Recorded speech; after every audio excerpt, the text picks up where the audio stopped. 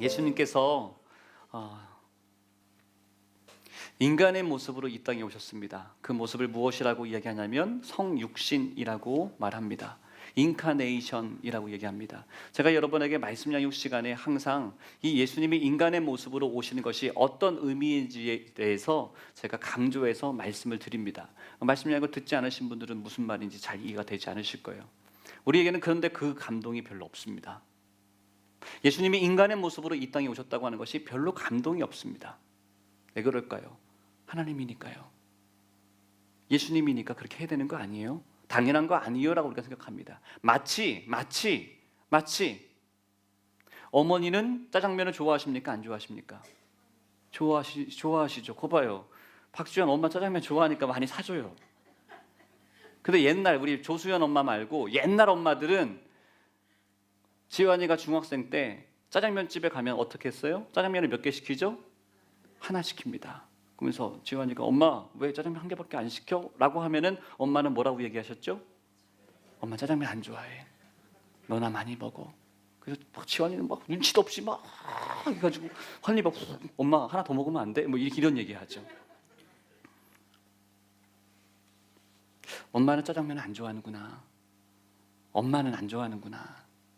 엄마니까 이런 거 안 좋아하나 보다 라고 자식들은 생각합니다. 자녀들은 생각합니다. 엄마는 배고프지 않고 엄마는 짜장면 먹을 줄 모르니까 내가 커서 내가 성인이 됐는데도 짜장면 집에 가면 엄마 짜장면 안 좋아하지? 엄마는 다른 거 먹어요 라고 이야기를 합니다. 그런데 그때 아들이 클 만큼, 자녀가 클 만큼 컸을 때 엄마가 한마디 한다.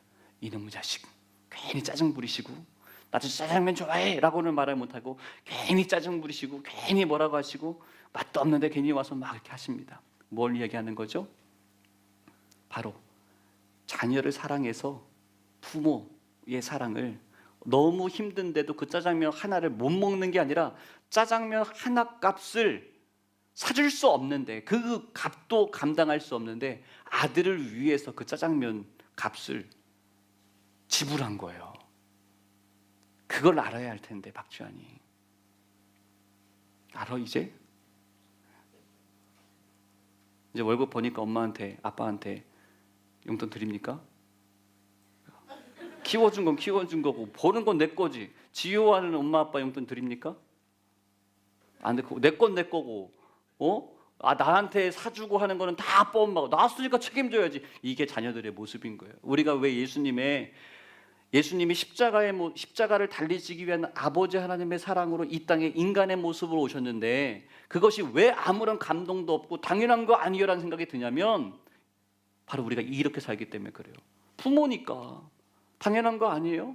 부모님도 벌고 나도 벌고.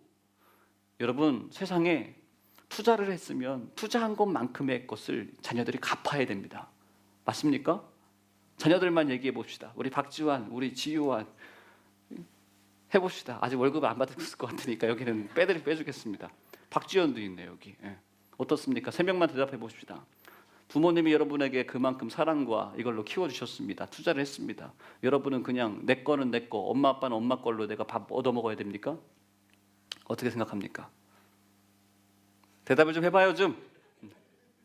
다시 돌아와서 예수님이 인간의 모습으로 이 땅에 오셨다고 하는 것, 그것이 우리에게는 엄청난 감사와 엄청난 은혜입니다.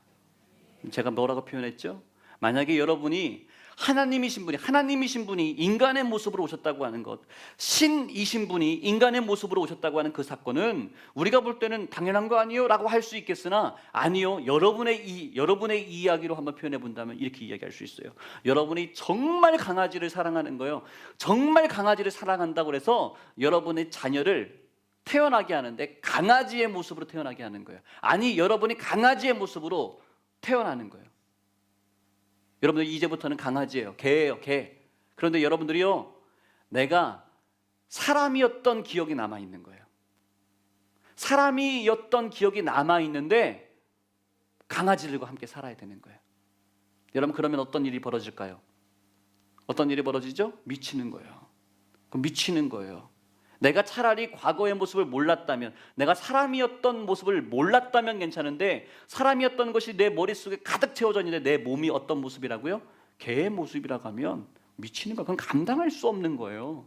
여러분에게 한 달에 월급을 주는데 회사에서 똑같이 한 달에 월급을 1,000만 원씩 준대요. 1,000만 원씩 받아왔어요. 근데 아무 이유 없이 미안한데 이번 달, 다음 달부터는 당신에게 월급을 500만 원 줄 거야 라고 얘기하면 여러분 그 회사 다닙니까? 그만둡니까? 다녀요? 그만둬요? 그만둡니다. 그런데 다른 사람들은 다 똑같이 주는데 나만 그렇게 한다는 거예요. 그러면 어떻게 되죠? 여러분 미쳐요. 짜증나서 못 살아요. 미쳐버려요. 우리는 그 조그만의 그 돈 500만 원 가지고 한 달 살 수 있습니까? 못 삽니까? 목사님 몇 달을 살 수 있어요? 맞아요. 우리들의 입장은 그런데요. 1,000만 원을 매월마다 받았던 사람은 500만 원만 받고 사십시오라고 하면 여러분 그 사람 미칩니다. 그 회사 못 다닙니다. 그 회사 욕합니다. 소송 겁니다. 여러분 예수님이 하나님이세요. 하나님이신 분이 당신의 아버지의 뜻에 따라 인간의 모습으로 이 땅에 오셨다고 하는 것, 사람의 모습으로 오셨다고 하는 것은 이거는 엄청난 사건입니다. 감당할 수 없는 순종입니다. 그래서 예수님이 순종하셔서 십자가에서 죽으셨고 그 십자가에서 무덤 속에 사흘간 갇혀 계셨습니다. 그런데요 여러분 예수님은요 이것을 모르셨던 게 아니라 내가 인간의 모습으로 왔는데 와보니까 예수야, 와보니까 그리스도야, 와보니까 내가 십자가를 져야 돼, 상황에 막 이끌려서 십자가에 달렸어. 그게 아니라 예수님은 내가 이 땅에 오셨고 이 땅에 왜 왔고 하나님께서 주신 사명을 지키고 이루기 위하여 오시는 그 모든 일들을 다 하셨어요. 다 하셨어요. 십자가에 못 박히실 것도 하셨어요. 그래서 너무 무섭고 힘들고 그래서 아버지 하실 수만 있다면 이 잔을 내게서 넘겨주십시오. 그러나 내 뜻대로 하지 마시고 아버지의 뜻대로 하세요라고 하며 3번이나 간절히 기도하시며 아버지의 뜻에 내 마음을 내 인생을 맞춰드릴게요 라고 마지막에 예수님이 순종하십니다. 그래서 예수님이 아버지께 순종하신 것처럼 우리도 순종하라고 말씀하시는 거예요.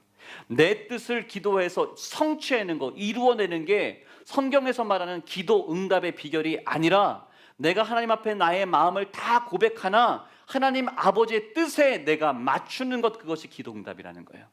할렐루야. 그런데 예수님께서 다 하셨다고 그랬어요. 어디까지 하셨냐면 십자가에 죽으실 것도 하셨어요. 제자들이 배반할 것도 하셨어요. 그리고요 오늘이 부활주일인데 예수님께서 자신이 죽었다가 다시 부활하실 것도 아셨어요. 다시 살아나실 것도 아셨다는 거예요. 말씀을 빨리 보여주세요. 아니 이 말씀 오후에 제가 말씀드릴게요. 다 아셨어요. 근데 여러분 이것 하나만 저는 기억했으면 좋겠어요. 부활이라고 하는 이 사건은, 부활이라고 하는 예수님의 부활하심의 이 사건은 이건 역사적 사건입니다. 그 역사적 사건이라고 하는 그 증거가 있는데 여러분 오늘이 몇 년도죠? 2019년입니다. 뭐가 기준입니까? 예수님이 오심이 기준입니다. 예수님이 오신 후 2019년이 되었다고 하는 우리 세계사의 모든 기록들이 예수님의 오심을 기준으로 하여 2019년의 세월의 연호를 우리가 기억하고 있습니다. 역사적 사건입니다. 그리고 이 사실은 바로 부활은 하나님의 우리를 살리시기 위한 마지막 승부수였다는 사실입니다. 따라하겠습니다. 하나님의 승부수. 예수님을 부활시키신 것은 하나님의 승부수입니다. 여러분 그리고 제가 이 말씀을 준비하다 책을 읽게 됐는데요. 제가 사순절 기간에 책을 읽게 됐는데 이 문장이 있었는데 저에게는 너무 큰 감동이 있었습니다. 무엇이었냐면 예수님이 십자가에서 죽으셨어요. 그리고 아리마대 요셉이 예수님의 시신을 빌라도에게, 총독에게 가서 달라, 내가 장사 지내겠다라고 해서 이 사람이 예수님의 시신을 가져다 자신이 준비해놨던 어쩌면 자신들의 가족 그런 무덤일 것 같아요. 가장 좋은 곳, 그곳에 예수님의 시신을 모셔드립니다. 이 아리마대 요셉이라고 하는 사람은 사내들인 공의회의원이었습니다. 지금으로 우리를 얘기하면 국회의원이라는 이야기예요. 지역의원이 아니라 국회의원이라는 이야기예요. 그러니까 그 의원이라고 한다면 자신의 모든 기득권과 그 일을 행함을 통해서 나타나게 되는, 감수해야 되는 모든 정치적인 그 모든 것들을 다 감수하겠다는 거예요. 예수님 때문에 내 정치적인 입장, 내 금전적 입장, 가족의 선친묘 이런 그 모든 것들을 다 예수님에게 감수하고 드리겠다고 하는 것이 아리마대 요셉의 모습이었어요. 그래서 예수님은 그 무덤에 장사되셨어요. 무덤에 계셨어요. 죽음의 그 시체가. 근데 예수님이 오늘 말씀에 보면 사흘 만에 다시 살아나셨습니다. 부활하셨습니다. 할렐루야. 근데 여러분, 이 사건을, 이거 너무나 잘 알고 있는 건데, 저도 이걸 너무나 잘 알고 있어요. 근데 저는요, 이 문장을 봤어요. 사망이 예수님을 무덤에 가둬둘 수가 없었다. 이럴 줄 알았어요. 꽃이 피는 거를 보면서도 예쁘다. 봄이니까 피지 뭐. 제가 꽃놀이 가자고 했더니 꽃보다 더 빨갛고 더 파랗고 막 그런 옷 입고 와가지고 꽃을 창피하게 만드는 우리 권사님들. 사망이요, 예수님을 무덤에 가둬둘 수 있는 힘이 약한 거예요.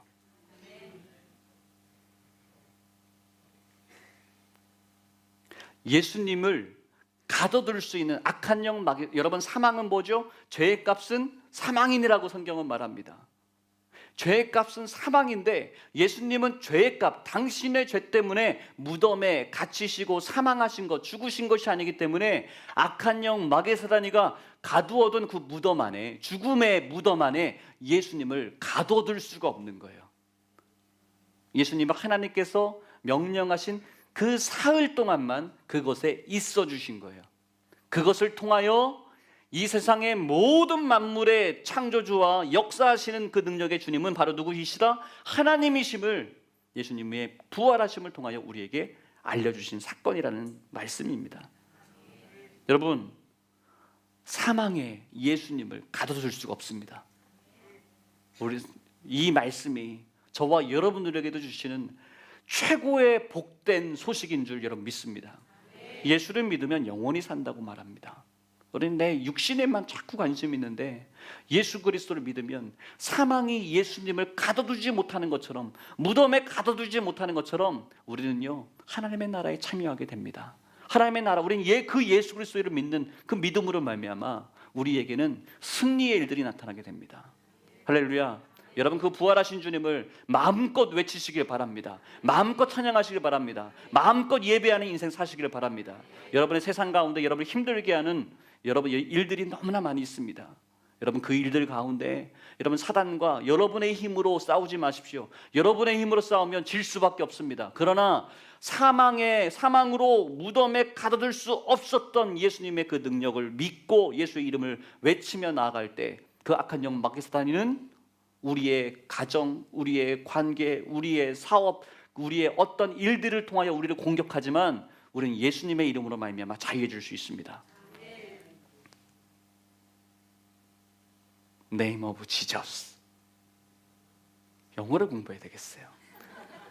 예수님의 이름으로, 예수님의 이름으로, 예수님의 이름으로 선포하여 승리하시는 우리 복된 성도 다 되시기를, 부활의 능력을 마음껏 사용하시는, 누리시는 저와 여러분 되기를 주님의 이름으로 축복합니다. 우리 모두 자리에서 일어나고 우리 가슴에 손을 얹고 제가 기도하겠습니다.